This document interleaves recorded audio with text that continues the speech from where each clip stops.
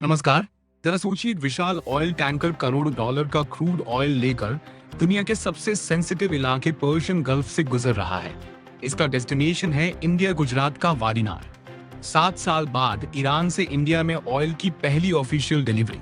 लेकिन तभी बीच रास्ते में वो रुकता है, मुड़ता है और उसका रूट बदल जाता है। अब उसका नया डेस्टिनेशन है चाइना। सिर्फ 24 घंटों में ये एक नॉर्मल चेंज नहीं बल्कि इंटरनेट पर आग बन गया।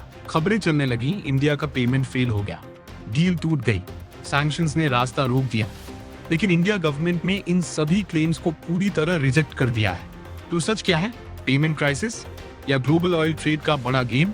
मैं हूं आपका होस्ट और अगले 5 मिनट में हम इस पिंक शून मिस्ट्री का पूरा सच जानेंगे। इस कहानी की शुरुआत हुई एक डेटा से।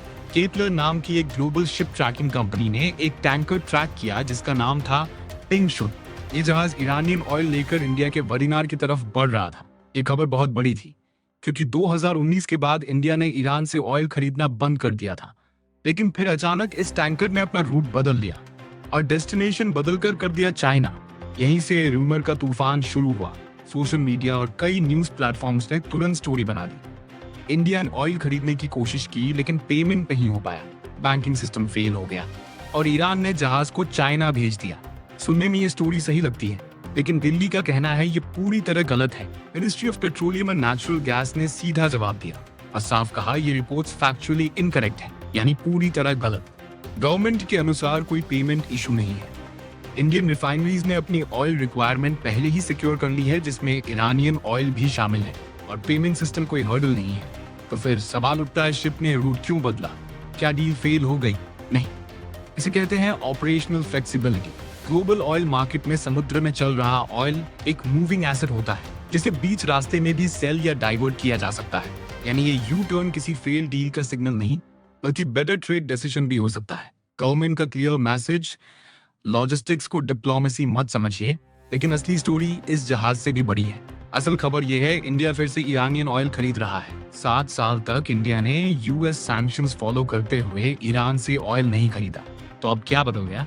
जवाब है ग्लोबल पॉलिटिक्स। वेस्ट एशिया में बढ़ते टेंशन्स और राइजिंग ऑयल प्राइसेस के बीच यूएस ने 30 दिन का टेम्पररी वेवर दिया जो सी में मौजूद ईरानियन ऑयल पर लागू होता है। बस यही अपॉर्चुनिटी थी।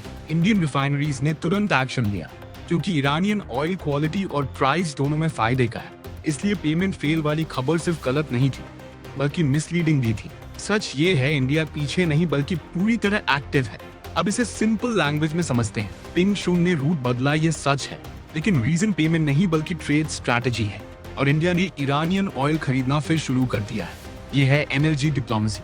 जब इंटरनेट एक शिप पर फोकस कर रहा था तब इंडिया 40 से ज्यादा देशों से अपनी एनर्जी सप्लाई सिक्योर कर रहा था ताकि आपके पेट्रोल प्राइसेस कंट्रोल में रहें। टेंशन के समय सबसे तेजी से फैलती है मिस इन्फॉर्मेशन। पिंक शून की स्टोरी हमें सिखाती है हर यू टर्न क्राइसिस नहीं होता।